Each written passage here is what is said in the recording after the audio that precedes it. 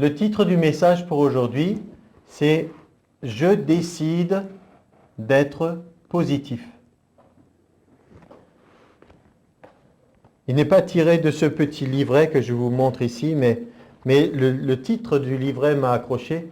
Et ce livre dit, en anglais, « How to be a up person in a down world ». Comment être une personne en haut dans un monde qui tire vers le bas. Et ce petit livret est rempli de petites idées, slogans et citations de gens qui ont des fois réussi dans la vie. Des fois c'est des hommes politiques, c'est des hommes, des entrepreneurs. Mais le plus important, c'est que, à part ce petit livret, nous avons ici un autre livre qui nous vient de quelqu'un qui est en haut et qui est Dieu. Et nous sommes dans ce monde qu'on dit des fois ici-bas, mais quelque chose d'extraordinaire s'est produit. C'est que quand Jésus est venu en bas, il est venu pour nous ouvrir le chemin pour que nous puissions aller en haut. C'est ça la réalité. Et des fois nous disons un peu à la légère que nous sommes assis avec Christ dans les lieux célestes, sans trop se rendre compte de toutes les implications que ça peut avoir. Mais ça a un impact énorme dans notre vie, si nous le réalisons, et ça produit des choses au-delà, je crois, de ce que nous pouvons imaginer. On peut réellement expérimenter une part du ciel sur la terre, dès maintenant. J'en suis persuadé. Le royaume de Dieu, avait dit Jésus, ne vient pas de manière à frapper les regards. On ne dira pas, il est ici, il est là, mais il est au-dedans de vous. Et donc, moi je veux vous encourager à prendre cette décision, alors que vous entendez la parole de Dieu, à dire, je veux permettre à Dieu de me transformer encore davantage, pour que je sois une personne positive. Et c'est plus que juste une espèce de matraquage au niveau de notre cerveau, au niveau de slogans tout faits pour que nous puissions, par la pensée positive, nous rendre un peu meilleurs ou que sais-je. C'est plus que ça. C'est simplement réaliser que Dieu, dans sa parole, nous a montré un chemin, comment nous pouvons sortir de notre condition d'être humain, déchu, privé de la gloire de Dieu, et rentrer dans une dimension où nous arrivons de nouveau à notre position d'enfant de Dieu. Enfant de Dieu expérimentant pas moins que ce que Dieu a prévu. En introduction, je pose juste une question. Est-ce que vous aimez être avec des personnes négatives? Donc connaissez autour de vous, réfléchissez un peu. Il y a des personnes, vous avez envie de fuir parce que tout ce qu'elles vont dire ou faire, ça crée une atmosphère qui est pénible. Mais on va y venir. Mais chacun de nous a des fois des moments, des attitudes, ou peut-être des choses que nous disons, ou une certaine façon de faire qui peut être désagréable. Mais on va ce matin s'encourager à pouvoir encore plus réaliser ce que Dieu veut faire en nous. Vous voulez ça? Un de mes amis pasteurs m'a donné une fois sa carte de visite de présentation. Et là, il était écrit sur sa carte de visite, « Pour chaque problème, il y a une solution. Son nom est Jésus. » Mais j'ai l'impression que pour certains, c'est ça que ça m'a fait penser, pour certains, leur slogan est « Quoi qu'il se passe dans la vie, il y a toujours un problème. » Et la plupart du temps, son nom est incrédulité. On ne croit pas, on ne croit rien de possible. J'aimerais bien y croire, mais, et on entend, c'est pas évident, et c'est pas facile, et c'est facile à dire. Et quand vous entendez toutes ces expressions, c'est tous les murmures, les objections qu'ont les gens. Donc il y a des personnes qui sont des personnes négatives. Alors, quand on comprend que c'est quelqu'un qui n'est pas chrétien, qui ne connaît pas Dieu, on dit, à la rigueur encore, c'est normal. Mais le problème, c'est que des fois, vous avez des personnes qui ne sont pas dans la famille de Dieu, qui n'ont pas de relation avec Jésus, qui n'ont pas né de nouveau et qui sont de bonne humeur, qui ont un certain enthousiasme, qui sont communicatifs d'idées, de création. Et à l'inverse, vous avez dans la famille de Dieu des personnes qui murmurent et qui ronchonnent et qui vont à l'envers de leur nouvelle nature. Comment est-ce possible? La Bible a une réponse pour ça. Elle parle simplement d'un renouvellement de notre mentalité. Je ne vais pas utiliser le mot que j'ai dans ma version maintenant, renouvellement de l'intelligence. C'est simplement un renouvellement, comme le dit une autre version, de notre façon de voir le monde. Notre façon de voir les choses. Donc on peut faire un petit bilan de voir certaines choses qu'on peut observer, peut-être chez nous-mêmes ou peut-être chez d'autres. Il y en a qui ne sont jamais contents. Il y a toujours quelque chose à râler. Et la Bible nous met en garde, elle nous dit que les mauvaises compagnies corrompent les bonnes mœurs. C'est dans 1 Corinthiens 15, 33, pour ceux qui veulent noter la référence. Mais ça veut dire simplement que si vous êtes en compagnie de personnes négatives, au bout d'un moment, cette compagnie aura peut-être un effet sur vous, une influence. Alors, l'apôtre Paul disait, « Je ne veux pas que vous soyez coupés du reste du monde. » Jésus a dit la même chose. Il a dit, « Je ne vous demande pas de sortir du monde. Sinon, comment pourriez-vous être encore dans le monde pour être témoin? Mais ce que je vous demande, c'est de ne pas faire comme eux. » C'est ça la différence. Donc, de la même façon, vous n'allez pas commencer à vous couper dans vos relations avec tout le monde et dire « Ah non, mais je ne vais pas rester avec un tel, etc. » de peur que je ne sois influencé. Non, décidez vous-même de devenir une personne d'influence, plutôt que de vivre dans la peur d'être mal influencé. Mais vous devez savoir que si vous plongez dans un milieu où il y a des personnes qui sont, on va voir un certain nombre de choses d'abord, qui sont dans ces habitudes mauvaises, ça peut avoir une influence sur vous. Et au bout d'un moment, vous serez peut-être surpris à dire « mais je commence à agir comme eux ou à parler comme eux et il faut peut-être se méfier. » Donc, le psaume 1, par exemple, verset 1, dit aussi de ne pas être en compagnie des moqueurs. Heureux l'homme qui donc, prend au contraire son plaisir dans la loi de l'Éternel et qui ne s'assoit pas en compagnie des moqueurs. Donc il y a là une façon de vivre au milieu d'autres personnes avec une influence négative. Et nous voulons au contraire être des personnes qui apportons quelque chose de la part de Dieu. Donc on a dit, il y en a qui ne sont jamais contents. On entend des personnes qui rouspètent toujours après le temps qu'il fait.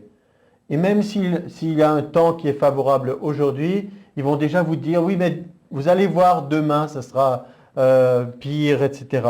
C'est comme pour d'autres choses. Les murmures.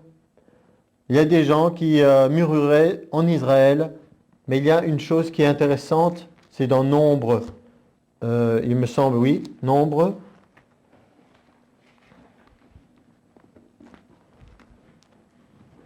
« 21, je crois. Les serpents brûlants.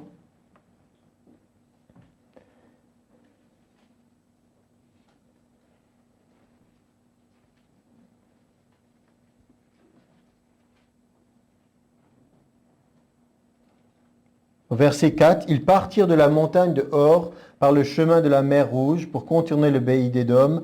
Le peuple s'impatienta en route. Il parla contre Dieu et contre Moïse.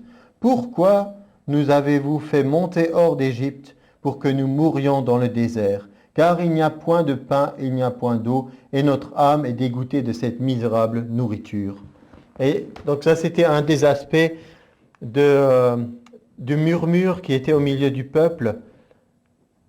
Mais quelque part dans la Bible, il nous est dit que ce n'était pas tout le peuple d'Israël, mais qu'il y avait, il nous est dit, un ramassis de gens. Qu'est-ce que c'est un ramassis? Quelque chose qu'on ramasse comme un peu de la poussière ou des choses qu'on balayerait et on ramasse tout ça et on dit, il y avait des personnes qui étaient là et qui ont fait une influence. Toujours râler, murmurer, critiquer. Dans Nombre 12, on a Myriam et Aaron qui se mettent à parler contre Moïse. Ils critiquent sa façon d'avoir pris une femme éthiopienne et critiquent la façon dont Moïse, ils disent, pense qu'il est le seul au travers duquel Dieu parle. Il y a des personnes qui sont jalouses. Être jaloux, ça veut dire on croit que quelqu'un d'autre a ce que je mérite.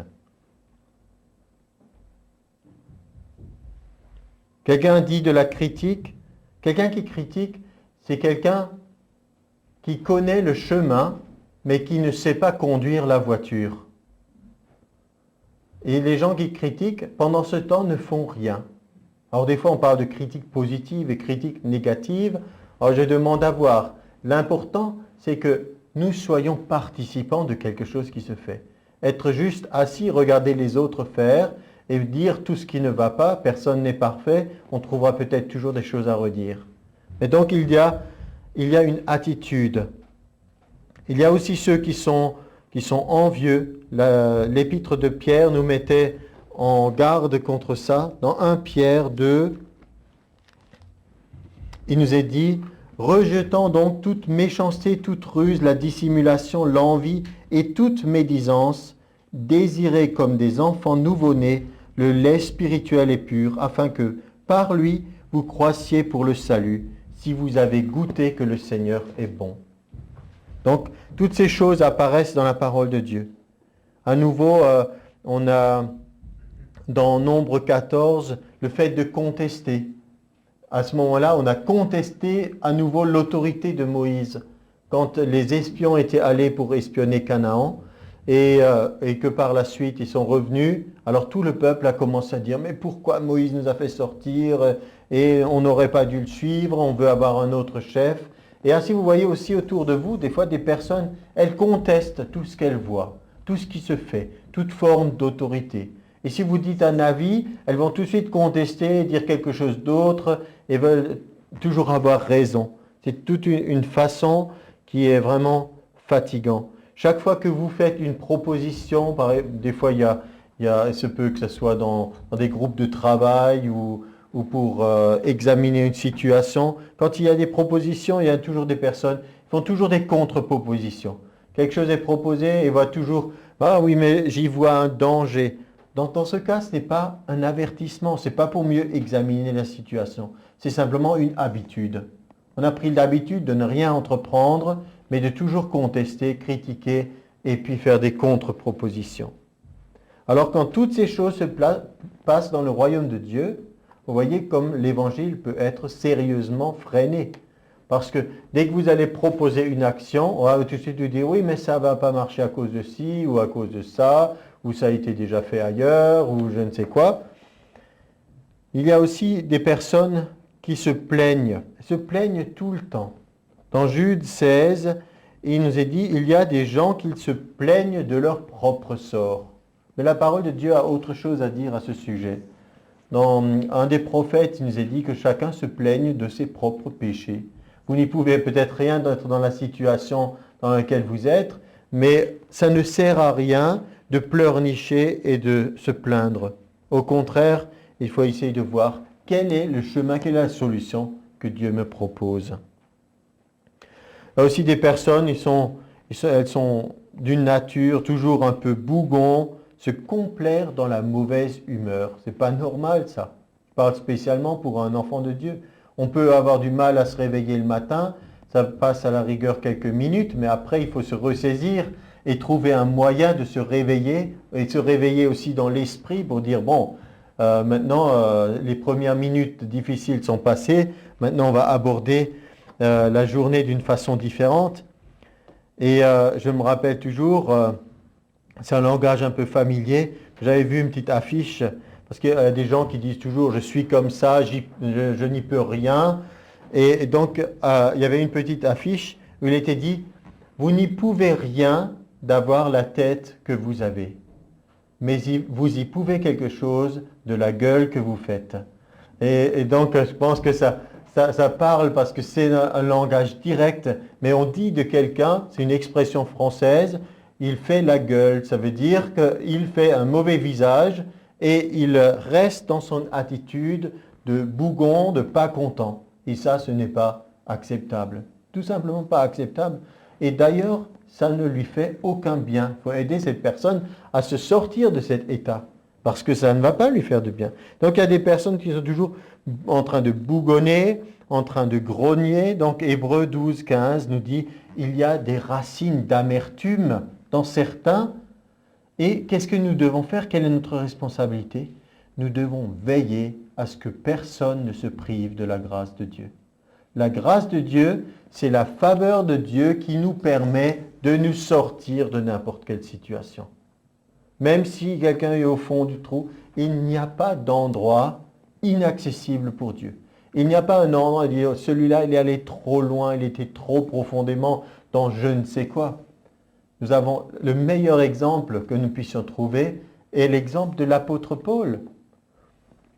Quand je vois que juste avant sa conversion, il nous est décrit comme quelqu'un qui respirait la menace et le meurtre, c'était quelqu'un, à ce moment-là, croyant servir Dieu, était pourtant rempli de menaces et de meurtres. Des sentiments vraiment très forts où il ne cherchait qu'une chose, c'était détruire ces croyants, ces traîtres à la foi juive, ces gens qui suivaient Jésus. Donc, toutes ces attitudes, y compris une attitude de tristesse. Un chrétien triste, c'est un triste chrétien. Ça ne peut pas être accepté. Nous avons tous nos moments où une fois ça ne va pas. Ce n'est pas de ça que je parle. C'est d'une attitude permanente où on accepte d'être dans une forme de mélancolie, de tristesse. Ça ne veut pas dire que nous n'avons pas le droit d'avoir un moment difficile où peut-être quelques larmes sont versées et toutes les larmes ne sont pas un mal dans le sens que des fois ça peut libérer et c'est Dieu lui-même qui a prévu aussi dans notre corps que certaines émotions puissent s'exprimer.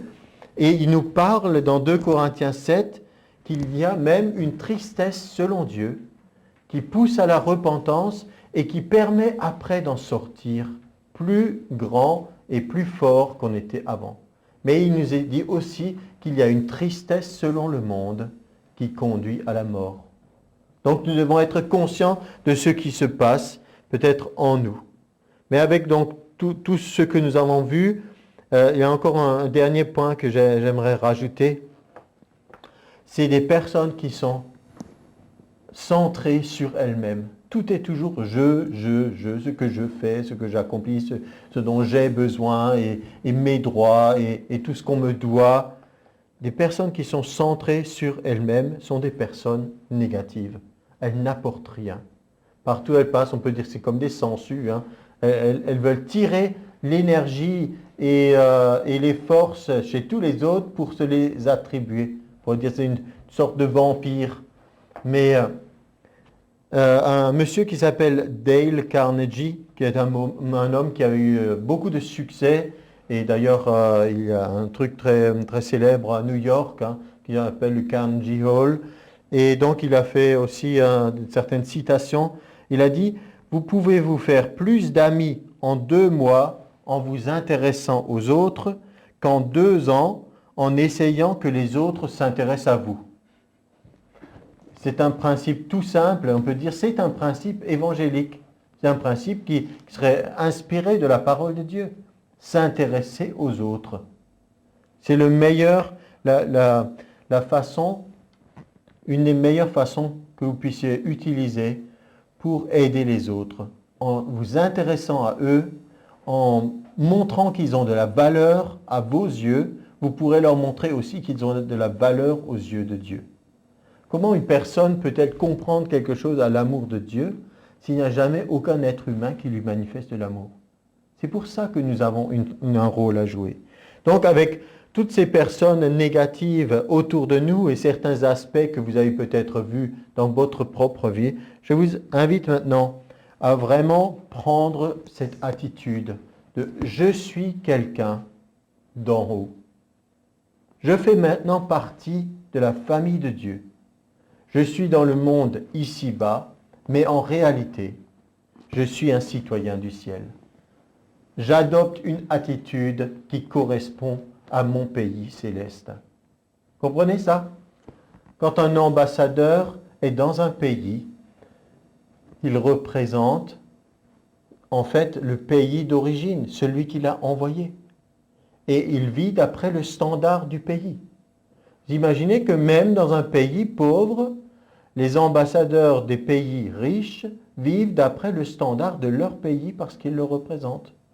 Si vous transposez ça au niveau spirituel, nous, en tant qu'ambassadeurs du royaume de Dieu, quelle que soit la difficulté dans le monde où Dieu nous a placés, nous sommes reliés à notre royaume de Dieu. Et nous représentons le royaume de Dieu. Colossiens 1,10 nous dit, 1,12 plutôt, verset vraiment essentiel pour nous à comprendre et à connaître pour cette réalité. Rendez grâce au Père. Quelqu'un qui rend grâce, qui est reconnaissant, et quelqu'un de positif. Ça, c'est quelque chose qui est extraordinaire. Dans notre monde actuellement, vous avez de plus en plus de mal à trouver des gens qui sont reconnaissants, qui disent merci. Merci quand ils sont quelque part dans un magasin pour la personne qui est à la caisse. Merci s'ils sont à un restaurant et qu'il y a un serveur ou une serveuse qui les serve. Et pour toute autre raison encore, de montrer de la reconnaissance envers des gens qui sont autour de nous commence à se faire de plus en plus rare. Vous l'avez remarqué déjà ? Au contraire, qu'est-ce qu'il y a comme attitude qui prédomine ? Une attitude d'agressivité et de tout ce qu'on me doit, et parce que le client est roi, et pour toutes les autres raisons encore.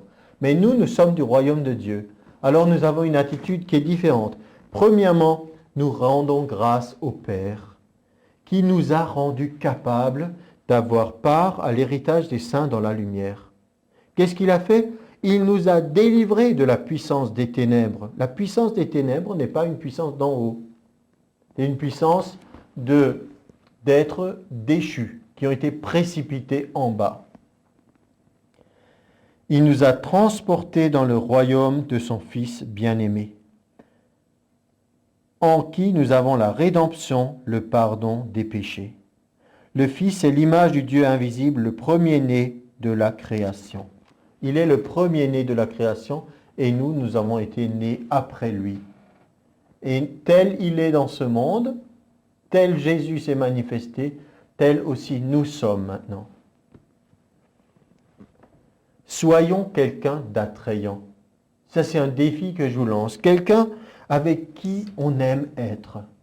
Pas une personne négative que tout le monde fuit pour toutes les raisons que je vous ai évoquées avant et on n'y revient plus maintenant. Mais on va voir l'aspect de ce que les gens recherchent. J'ai trouvé là aussi une petite phrase que j'ai adaptée. C'est sympa d'être quelqu'un d'important, mais c'est plus important d'être quelqu'un de sympa. Les gens qui sont sympathiques sont recherchés. On aime leur présence, on aime être avec eux. Ils sont attrayants.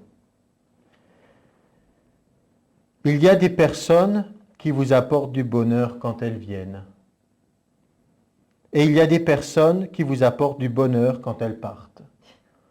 Dans quelle catégorie allez-vous vous placer ? C'est toute la différence entre être des personnes positives ou des personnes bourrées de problèmes.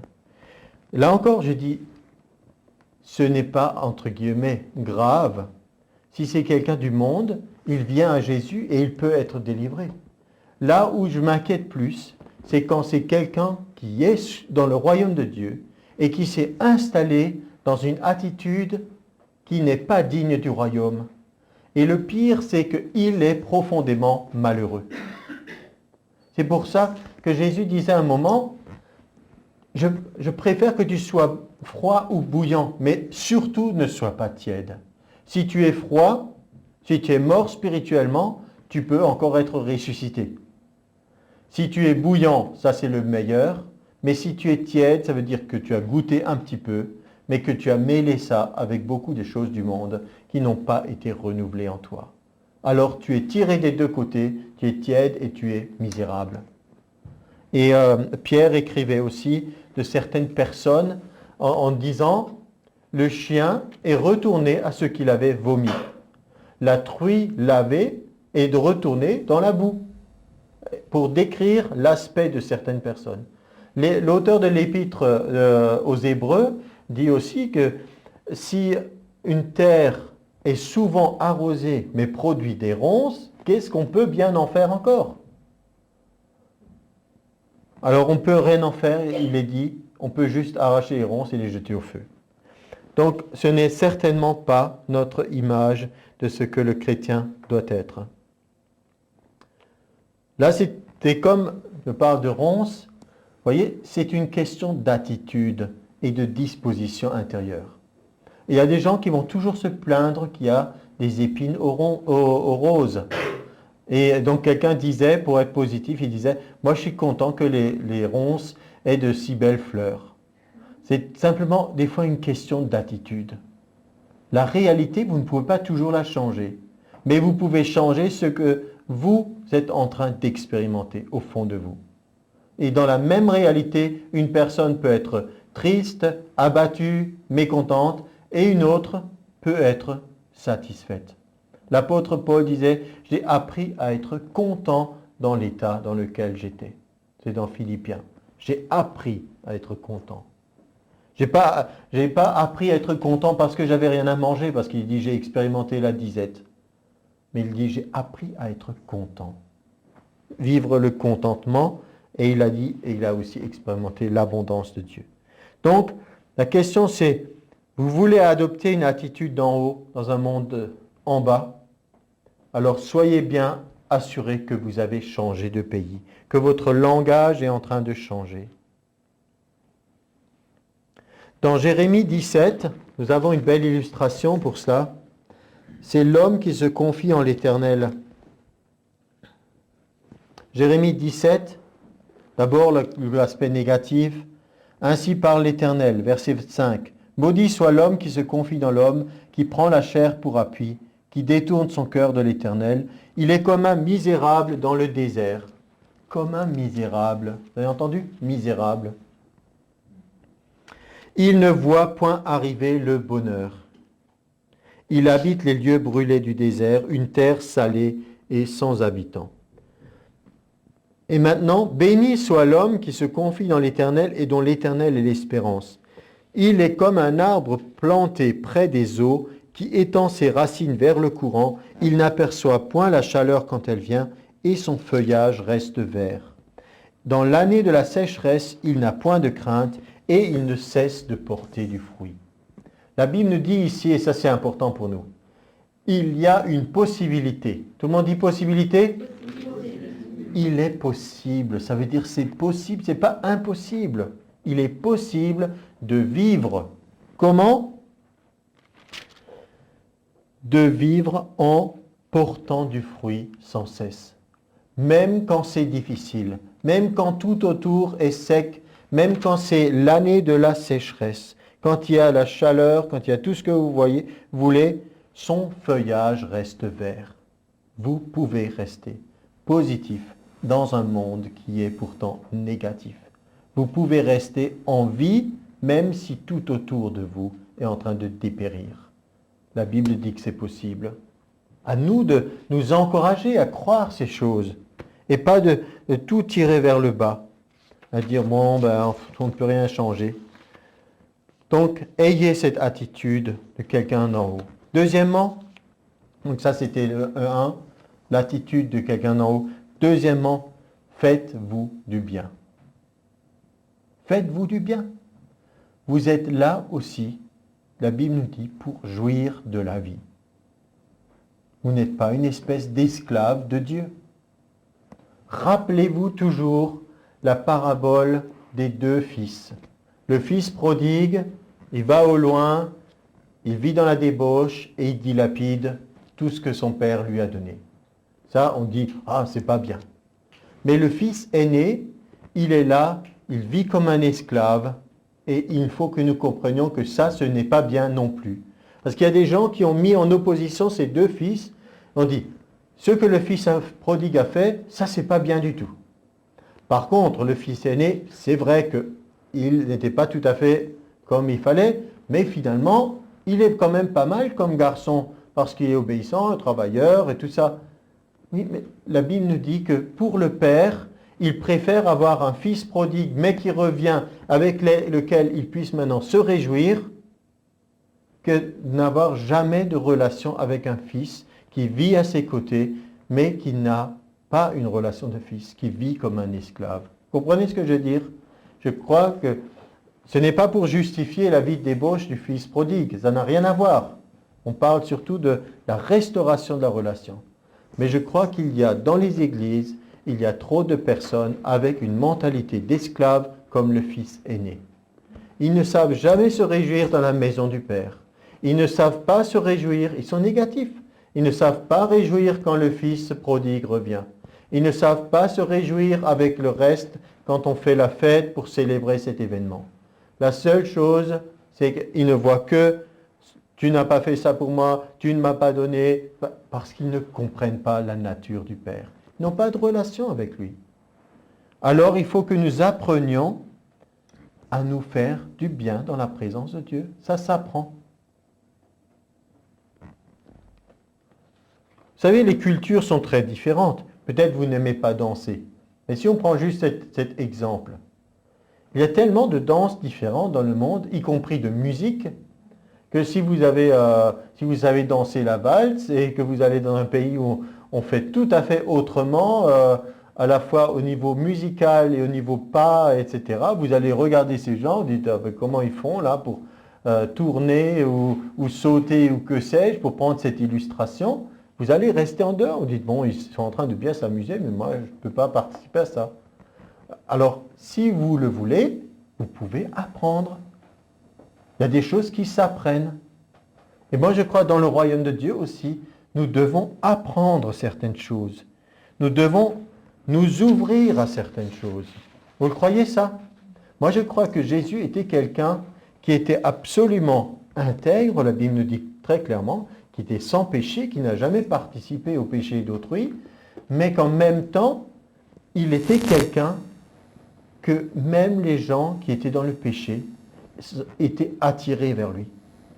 Il l'invitait parce qu'il avait une attitude différente. Les gens religieux ne l'aimaient pas. Mais les pécheurs n'aiment pas non plus les gens religieux. Ils ne sont pas attirés par eux. Par contre, Jésus était différent. Vous voulez relever ce défi d'être comme Jésus, que des gens soient attirés par vous et qui, peut-être certains, vous voient d'une certaine façon, mais ils ne vous connaissent pas vraiment. Mais nous aimerions qu'ils puissent découvrir Jésus au milieu de nous et au fond de nous, que nous ne sommes pas comme ça, que nous ne sommes pas en train de les juger constamment, de les condamner, de réduire l'évangile à « tu ne dois pas faire ci, tu ne dois pas faire ça », mais qu'ils puissent vivre comme nous l'expérience du Dieu vivant. Ainsi, nous avons un défi pour nous. Le défi, je l'ai déjà dit tout à l'heure, dans Hébreux 12, 15, quand il est dit que certains ont des racines d'amertume, vous pouvez être cette personne qui avait vous-même des racines d'amertume. Certaines choses doivent encore être extraites. Et il nous est dit, veillez à ce que personne ne se prive de la grâce de Dieu. Peut-être vous êtes cette personne pour vous-même. Voyez ce que je veux dire? Faites-vous une faveur. Veillez à ne pas vous priver de la grâce de Dieu. On peut le dire ensemble. Je veux veiller à ne pas me priver de la grâce de Dieu. Je reçois la grâce de Dieu. Je reçois sa faveur. Si vous voulez vous faire une faveur, vous avez compris maintenant que si vous voulez progresser, il faut vous entourer, être au contact de personnes qui sont positives. Vous pouvez avoir occasionnellement l'occasion d'être avec des personnes qui sont négatives par votre travail ou ailleurs, et vous pouvez dire, bon, cette personne, elle est pénible, mais il faut que je la supporte, il faut que je prie pour elle, il faut que j'essaye de voir qu'est-ce que je peux faire pour elle. Mais en même temps, vous devez savoir, si je veux progresser, si je veux que mon âme prospère, si je veux vivre de bonnes choses, je dois être au contact avec des personnes qui sont déjà comme ça, qui vont m'aider à aller plus haut. Alors, si vous voulez passer du temps en compagnie d'une personne qui est en haut, c'est Dieu lui-même. Lui, il est en haut. D'accord? C'est pas juste pour faire une astuce. Vous pouvez passer du temps dans sa compagnie. Il va vous influencer, il va vous montrer, à travers de son comportement, comment on peut être. Donc, veillez sur vous-même. Rappelez-vous, dans 1 Samuel, la maman de Samuel, Anne, avant d'avoir l'enfant, d'abord elle était stérile. Et la Bible nous dit qu'à un moment, elle mortifiait son âme. Je crois qu'il y a des chrétiens qui sont stériles, improductifs, parce qu'ils mortifient leur âme. Dieu veut les délivrer. Il ne veut pas mortifier, ça veut dire votre âme est comme morte. Vous ne pouvez pas recevoir des choses de Dieu. Mais elle a une réaction. Elle a prié, elle a répandu son cœur devant Dieu. Elle s'est engagée à quelque chose. Elle a reçu la parole par le serviteur de Dieu. Et elle a cru à cette parole. Et elle a vécu le miracle de Dieu qui a transformé sa vie. Donc si vous voyez certains aspects de ma vie, en fait, je suis en train de vivre d'une façon mortifiée. Alors, reprenez vie. Commencez à vivre. Pour certains, c'est encore commencer à vivre. Peut-être des personnes qui ne vivent plus. Vous avez confondu de consacrer votre vie à Jésus et se mortifier. C'est différent. Dieu ne nous demande pas de mourir pour lui, mais de vivre pour lui. Il y a des personnes qui sont conduites à devenir des martyrs. Martyrs, dans le premier sens du terme, ça veut dire témoins. Elles resteront témoins de Jésus, même jusqu'à l'extrémité qu'on va les mettre à mort physiquement. Ça arrive. Mais pour nous, la plupart, nous ne sommes pas appelés à mourir pour Jésus. Nous sommes appelés à vivre pour lui, tous les jours. C'est une autre façon de donner notre vie. Mais ce n'est pas une façon où nous disons maintenant, fini. Plus aucune joie, plus aucun plaisir dans la vie, rien du tout. Maintenant, j'ai choisi de suivre Jésus et il n'y a plus rien. C'est justement cette ruse du diable qui a fait croire à la majorité de l'humanité que suivre Dieu, ça serait un chemin de tristesse et un chemin de privation. Mais suivre le diable, alors là, on profite de la vie. On peut jouir de tous les plaisirs et là, on peut vraiment s'amuser. Et en réalité, tout cela est une grande supercherie. C'est une perversion. Donc à nous chrétiens de redécouvrir qu'est-ce que c'est vraiment la vie avec Dieu et de nous faire une faveur.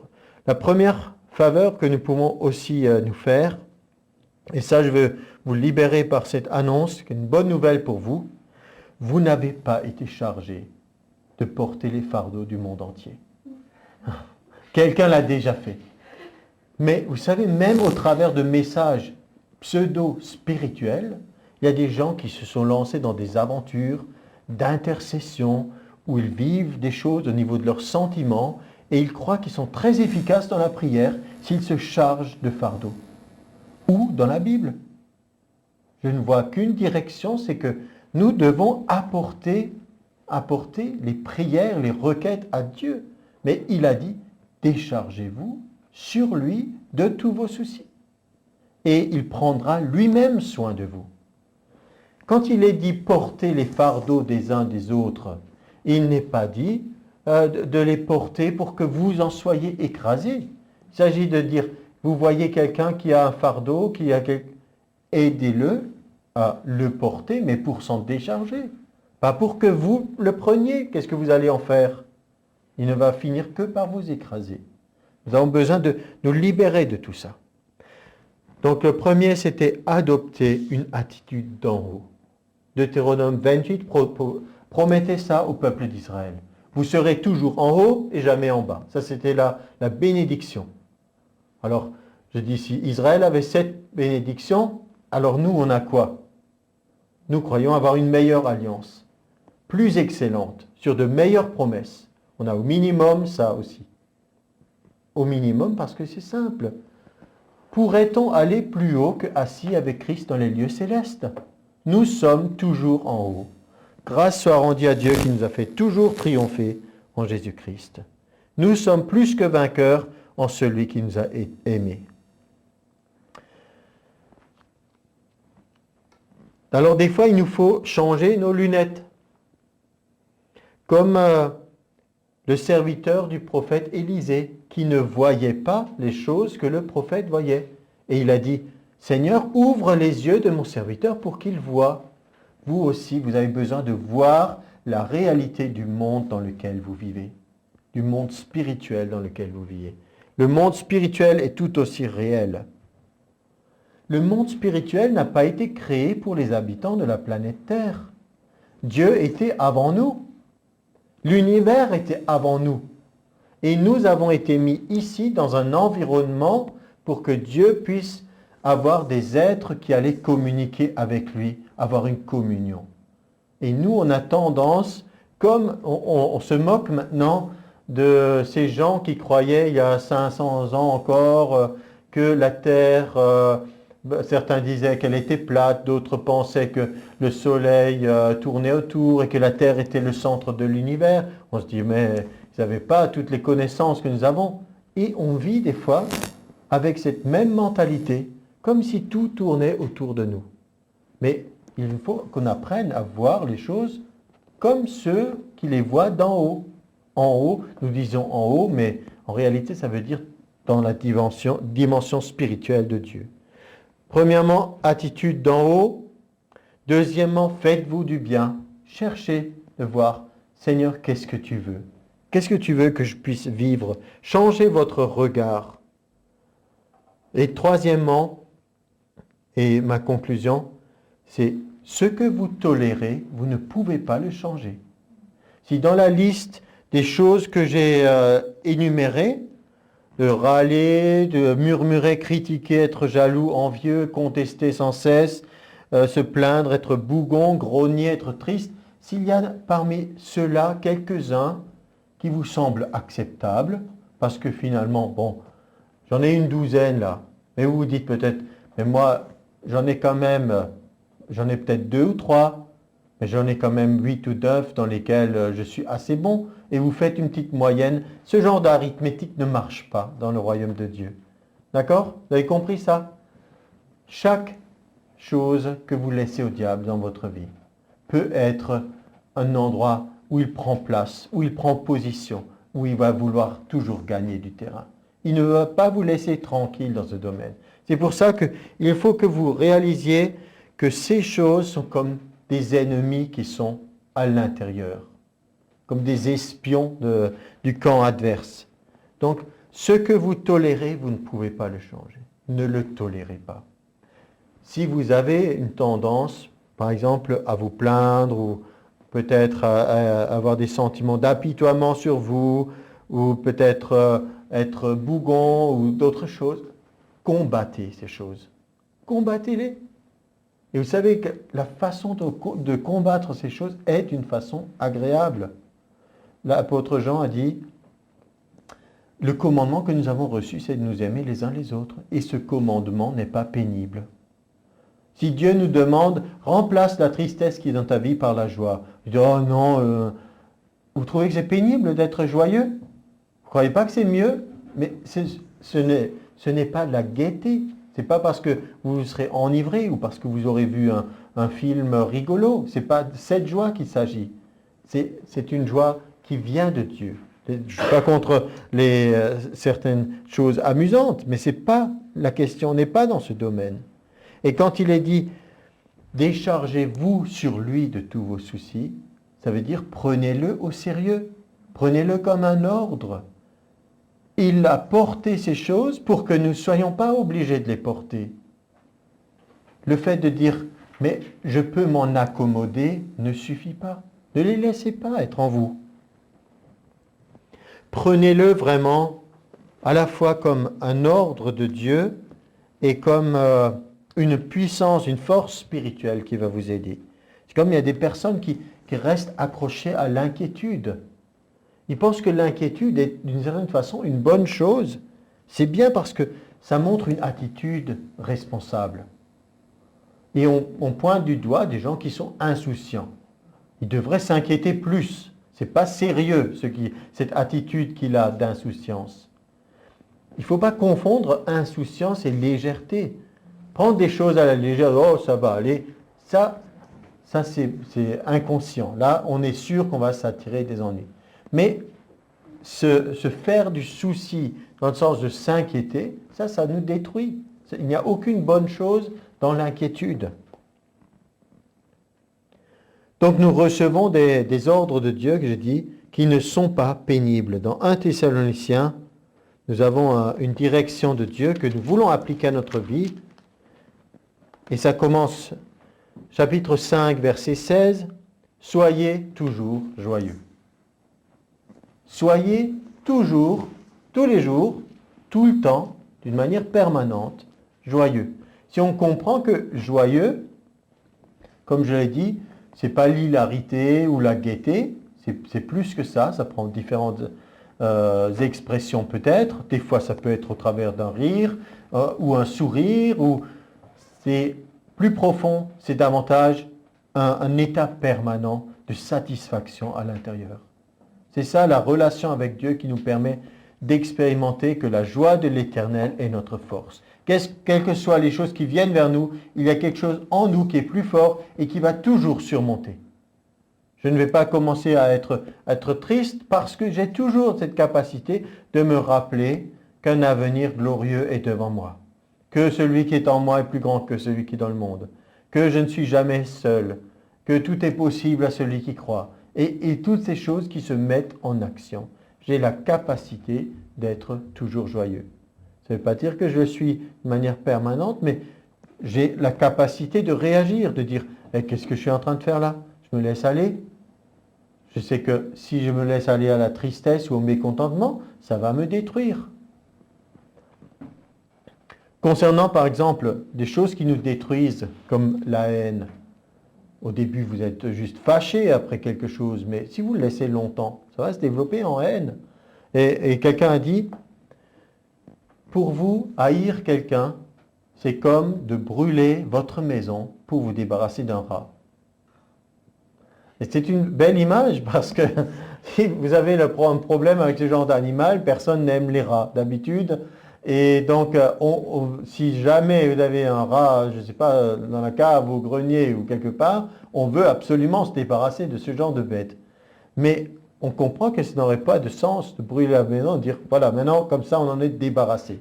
De la même façon, si vous avez un problème, ne vous détruisez pas vous-même à cause de ça, mais cherchez à trouver la solution de Dieu pour cette chose. Vous êtes d'accord ? Donc voilà des instructions de Dieu. Soyez toujours joyeux. 17, verset 17, priez sans cesse. C'est simple. Ça ne veut pas dire que vous êtes enfermé 24 heures sur 24 dans une chambre en train de parler. Priez sans cesse pour rester toujours en relation avec Dieu. C'est ça. Vous lui parlez, vous lui posez des questions, vous lui échangez vos états d'âme. Des fois, vous lui demandez quelque chose et des fois, vous exprimez simplement votre joie de le connaître, de l'avoir dans votre vie. Mais ne coupez pas cette relation. Dites pas, j'ai mon temps de prière le matin, juste avant de partir, ou le soir avant de me coucher, ou le dimanche matin, c'est le moment du moment de prier Dieu. Mais priez sans cesse. 18, rendez grâce en toutes choses. À nouveau, cette attitude de reconnaissance, qui est une attitude positive. Quelqu'un qui est reconnaissant n'est pas quelqu'un qui va murmurer, se plaindre, critiquer, etc. Ça n'existe pas en même temps. Ce n'est pas possible. Donc vous choisissez. Il nous est dit, car c'est à votre égard la volonté de Dieu en Jésus-Christ. C'est la volonté de Dieu. Vous voulez faire la volonté de Dieu? Vous voyez que ce n'est pas compliqué. Il a la volonté pour vous que vous soyez joyeux, toujours en relation avec lui, et que vous ayez un cœur reconnaissant. Si vous le mettez en rapport avec cette parole qui dit « Veille sur ton cœur plus que toute autre chose, car de lui viennent les sources de la vie. » Il veut que vous ayez un cœur reconnaissant, parce que les sources de la vie jaillissent d'un cœur reconnaissant. Pas d'un cœur qui murmure, ça n'existe pas. Et ensuite, et ça c'est bon aussi pour vous-même et même pour l'Église, n'éteignez pas l'esprit. Si vous avez déjà ces éléments dans votre vie, la joie de Dieu, la prière, rendre grâce, vous allez voir comme ça va couler. Le Saint-Esprit va pouvoir agir au travers de vous. Ça va même bénir toute l'Église. Ne méprisez pas les prophéties.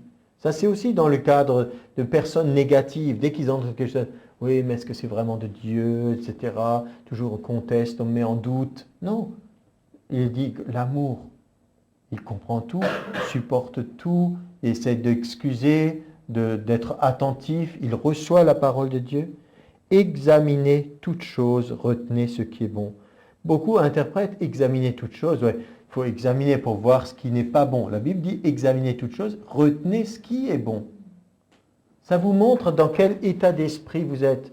Si pour vous, examen, c'est prendre à la loupe et ne pas rater la moindre chose qui est de travers, ça montre que vous êtes programmé négativement. Il faut reprogrammer complètement votre façon de vivre et de voir les choses. Abstenez-vous de toute espèce de mal. Donc, je vous encourage à prendre cette décision de qualité. Je change d'attitude.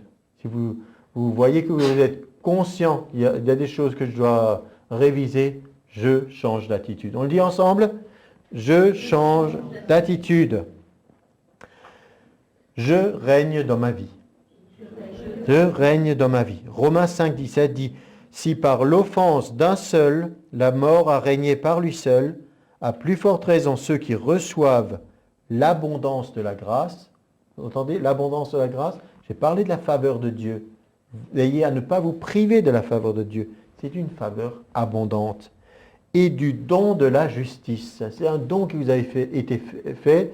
Vous êtes juste en Jésus. Eh bien, ces personnes qui reçoivent l'abondance de la grâce et du don de la justice, ils régneront dans la vie par Jésus-Christ, lui seul. Ils régneront dans la vie. Ils ne sont plus dominés par les circonstances négatives et par tout le monde qui prend avantage de cette situation. Nous régnerons dans la vie. Nous régnerons dans la vie. Je domine sur ma vie. Je suis en haut et non en bas. On dit ensemble, je domine sur ma vie. Je suis en haut et non en bas. Amen.